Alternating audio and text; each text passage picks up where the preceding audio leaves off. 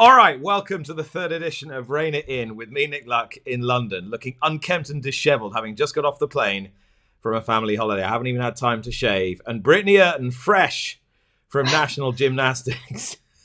I mean, not herself, obviously, covering National Gymnastics. But you're looking good.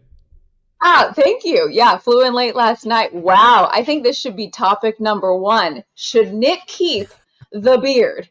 I'm gonna go with yeah, why not? It's a different edgy look for you. Let's roll with it. It's edgy until you get up close and see how much grey there is in it. And then it becomes slightly less edgy. It's okay. People just watching on television won't get that close, so you're fine.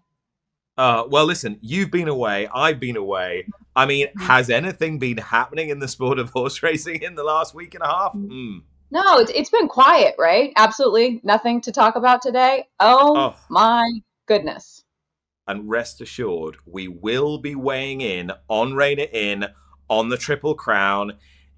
Is it made or is it broken? You're just going to have to wait until we get through some of the weekend's racing before we get there.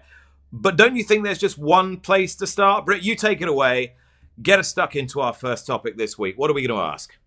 Well, it's coming to you from Saratoga. It was the race of the year. And I feel like we've said that a lot with this older handicap division, but it truly was. The Grade 1 Whitney, Sovereignty is back. So the question is, topic number one, Sovereignty versus Forever Young in the Jockey Club Gold Cup. What do you make of it? I'm going to have to nail my colours to the mast, and I'm going to say that I think that Forever Young might do him. And I think Forever Young will be a price as well. And here's my logic for this. Brilliant training performance to get Sovereignty back. The perfect setup. He is going to get into more of a brawl against Forever Young, who is at least his match in terms of stamina. And in fact, what you'd worry about if you were either sets of connections is that the two of them would draw each other into a brawl before their big task in the Breeders' Cup Classic, because they are both horses who finish out at a mile and a quarter so strongly. But I think those sweeping turns of New Belmont Park on September 18th will be perfect for Forever Young. They can't bring him undercooked. I don't think it'll do them any good. And I just still give him the edge. I saw a video of Forever Young as he's obviously prepping, getting back into shape, and should arrive in New York in a couple of weeks. He looks phenomenal. It's as if he's had no time off, but I'm going to go on the flip side. I think Sovereignty is back to his peak form. Finally, hats off to the Hall of Famer Bill Mott for getting him there, because I know he was worried about it too. Is this horse just not the same at 4 years old? Well, he answered that with authority, beating Nitrogen, who I thought was phenomenal, but we can talk about her later. I would go Sovereignty. He doesn't have to ship in. He's got the races underneath his belt. He's fit. I didn't say I would take Sovereignty at Keeneland, but Jockey Club Gold Cup, I'm going Sovereignty over Forever Young. You've also got to think last year, they missed the Preakness, more of that later. They clearly were a little worried about backing him up quick. We saw what happened in the Classic. I just wonder if there's a little hole there somewhere. Anyway, difference of opinion to start off with. What a race it's going to be. Brand new Belmont, September 18th. The Jockey Club Gold Cup, Forever Young versus Sovereignty. Right, topic two, where do you run Nitrogen now? Okay, so she ran huge with company on the lead in the Whitney against the boys. Do you go in again, mile and a quarter classic, or do you come back and just try and dominate the distaff division? I would argue that she ran the best in the Whitney of any of the horses because of what you just said. She was setting the fast fractions and she still stuck around. Yes, she was beaten handily by Sovereignty, but I would still go Nitrogen in the distaff because for me, it'd be almost a guarantee win. She will be facing off against her stablemate Counting Stars, but again, we talked about this 2 weeks ago, different ownership group. I would put her in the distaff. Hey, well, what did you make of Splendora? And I said I thought she was the biggest danger to Nitrogen in that division. Didn't she do well? Yeah, she did great, but I argued that Counting Stars was the biggest threat to Nitrogen. So I'm saying it's within that group. Yes, it's a talented group of distaffers, but you're looking at some really talented older horses still. Knightsbridge in the Pacific Classic in a couple of weeks. He has the highest, I'm a big fan of that horse. He has the highest by a speed figure right now, I believe, of any of the older horses with a 122. We haven't seen him go a mile and a quarter yet. Flat track bully at the moment, right? Until proven otherwise. Yes, no, Knightsbridge? Until proven otherwise. I'd like to see something put it up to him and him to turn that horse away. Sure, but sometimes horses make their own luck. Like that's what makes them good. And that's the issue with sovereignty, right? Especially at a track like Keeneland. Is he going to be up against it because of his running style? Yeah, probably. Nitrogen, it would go into her corner because she can be more forwardly placed. Is mile and a quarter her best distance is also a question mark, right? She has won, don't get me wrong, she's won at a mile and a quarter at what seems like one of her favorite tracks in Saratoga. I would still go towards a distaff. I- Take the victory, walk away. I'd like to be obtuse and disagree with you just because I like seeing fillies running in the Classic, but I think you're right. I think this year, if all these horses rock up in decent nick, she should probably go to the distaff because I think she'd be able to dominate them. There we are. Right. And by the way, just as a side note, will Godolphin let Knightsbridge take on Sovereignty if they both get their fit? They would be sporting, right? Or does he go into the Breeders' Cup Dirt Mile? I hope not. You want to see the best against the best, even if it's from your own barn. Worth thinking about. What's a penny for Jose Ortiz's thoughts this weekend, Britt? Well, I think I answered my own question, right? I don't think he really has to choose. I think he's going to go back on Magnitude in the Breeders' Cup Classic, and he'll ride Nitrogen in the Breeders' Cup Distaff. I know some would say that the stock fell on Magnitude. I don't believe that Saratoga is his favorite track. He can come from off of it. He has in the past. Sure, he wasn't on the lead. He was sitting probably a few lengths further back than he normally is. But all things, considered, I wouldn't completely write him off. All right. Well, is there any bit of him that thinks, well, Magnitude's blown out badly. I've got Golden Tempo waiting in the wings. He's going to come out running the Travers in a couple of weeks' time. If he goes and posts a dominant performance there, even though he hasn't faced an older horse yet, to what extent does he go, right, the wind is in this horse's sails. If Magnitude's not going to have another run between now and the Breeders' Cup Classic and Golden Tempo wins the Travers handsomely, what does he do? Who does he ride? Why would Magnitude have another run, though? Like, I think he would still choose Magnitude over Golden Tempo. And I know that's got to be hard. It's his Kentucky Derby. It's his Belmont winner. But look at Keeneland. Like, you have to factor in that track. And doesn't Golden Tempo like the track at Keeneland? I'm not saying he doesn't like it. I'm saying running style. I just think it's more beneficial. It's that short run to this, like, short stretch run, I should say. Magnitude's always going to have the jump on him. I still think Forever Young beats Mall, but... So you think Magnitude, it's just a stick a line through the other day. It's just he didn't like Saratoga. He didn't like the setup. He didn't like the inside. Throw it out. And he had multiple really good races in a row. And they're not machines at the end of the day. All right. Well. So what do you think? Who does he pick? Well, I think this is it. I think but given that Magnitude's not going to have another run, that's what Asmussen's saying at the moment. Train him up to the Classic. For sure. Yeah, okay. Given that Golden Tempo could win the Travers in a weak division. I need an answer. Who is it? I think he might end up on Golden Tempo. There you go. I'm just saying. I don't think it's impossible. I don't think it's impossible. All right, top 4. I'm going to set you up for this one.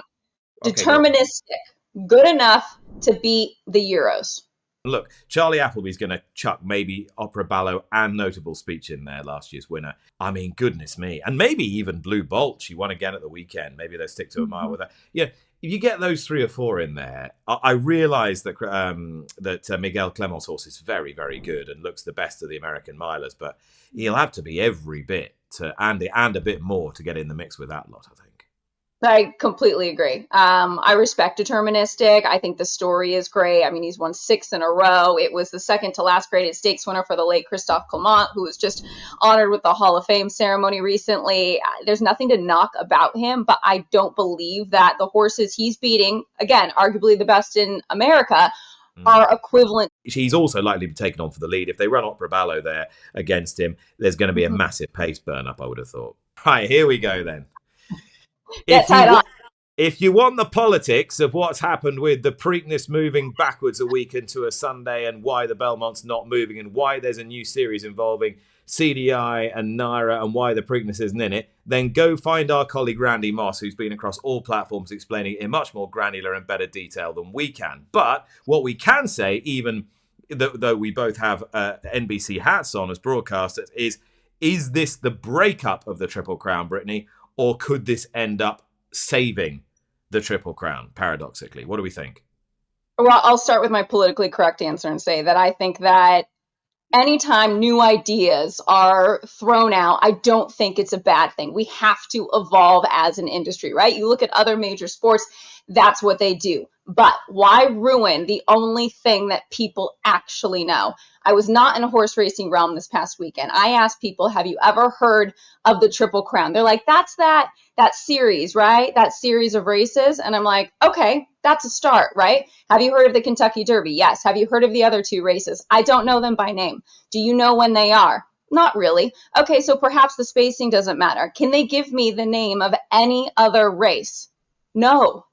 This is the only thing that the general public has ever heard of. Does it need to adjust for modern times? Sure. But I think it's an embarrassment to the industry if we can't work together.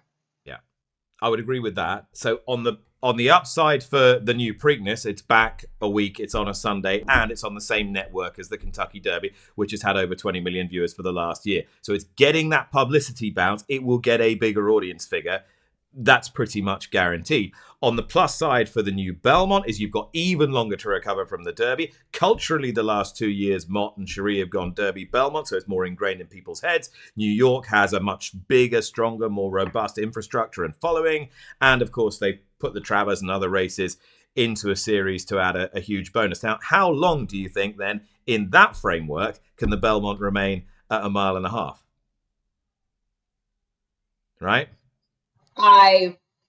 Honestly, that's what I wonder if New York would be looking at, changing the distance. Or do they have to move the Travers to 1.5 miles and keep have the Belmont 1.25 miles and try and create their own Triple Crown like that? I don't know, but I know we're out of time, and you didn't give your opinion. You've just stated everything, so I want your opinion on this. Yeah, well, at the moment, the Preakness is the more attractive option, isn't it? If you've won the Derby, the Preakness is the more attractive option distance-wise, and I think the 3 weeks is fine if you're happy to come back within 3 weeks. That's why I don't think it's cut and dried which of these entities is going to emerge as the more attractive one in that short time span. So I think this is just the beginning of tinkering. I think it's just the beginning of the horse trading, and hopefully, come the end of it, you'll get both networks and both entities working together to create a stronger Triple Crown. I don't think the Triple Crown is dead, is the short answer to the question. I agree, we should try to keep it's something relevant. All right, cool. Should we do the last question? Oh, yeah, sure. Stock up, stock down. Over the past 2 weeks since we last saw each other, who's moved up, who's moved down, in your opinion? Well, this is quite an easy one, isn't it? Sovereignty's moved right back up. And I was really worried he was a busted flush. And my good friend James Willoughby, who did the spotlights in the Racing Post last weekend, he said there's no shot Bill Mott is sending this horse to the track to be embarrassed for a third time. He just won't do it. It's not going to happen. He's too good a trainer. He knows what he's doing. He's conditioning him to get there as an off track at Churchill. So clearly he's gone rocketing back up. It was lovely to see. Junior Alvarado was brilliant on my podcast this morning, incidentally, and I wasn't doing it. Charlotte was, but he was great. I'm afraid Boy Baeza's gone down in my estimation now. Yeah, I knew you were going to say that. I know. How many chances can you give him? The moment you jump off of Baeza, he's going to win. You know that, right? Yeah, he's going to bite me on the bum sometime when they get him out of the gate. But I thought he was rotten. He was rotten at the gate Saturday, wasn't he? And what's interesting is they switched things up for him. They put pads in the starting gate to help him out, and I thought he's a surefire winner. I think he's got all the talent in the world, but if he keeps doing that, I mean, he's burning a lot of money. Stock up for me, 100% Sovereignty. I'll give you, it's a horse that you had mentioned, Explora in the test. I thought was fantastic for the Breeders' Cup Filly and Mare Sprint. She was very good. Stock down. Can I say stock up Bo Echo again, even though he didn't run, because. Like, his form is just cascading. You saw what Glacius did in the Saratoga Derby, first ever North American winner for Hugo Palmer. That was lovely to see. Absolutely wired the field. Fourth to Bo Echo last year at Haydock. Every bit of his form's coming out and working well. And I give another honourable mention for an international horse, a South African horse, One Stripe. Another great run, I thought, behind Deterministic. I mean, he just keeps running well over and over and over and over again. And I'm sure he'll run well wherever they run him at the Breeders' Cup, even though he is going to be a very big price. I don't want to put this as a stock down, but White Barrio, he's been such a fun horse to watch over the years, 7 years old, and he had still run at the top level at Oaklawn Park, beating Sovereignty in journalism. He's been a phenomenal horse to watch. Well, that's it. Time's against us. There was once a time when, Brittany, you used to be able to spend an hour with me online. But, times they are a-changing, and I get 15 minutes if I'm lucky these days. Oh, that they are, and people have shorter attention spans. Our dogs both made an appearance vocally today. All. Yeah, both mine. They weren't even that pleased to see us when we walk in. They've been too well fed while we've been away. How's that naughty Dalmatian doing? No, naughty as ever. She's a little monster, but we love her. This was fun. I hope people got a little bit of enjoyment out of our chatter today. Always rein it in. We try not to. We will be back 2 weeks from now. See you then.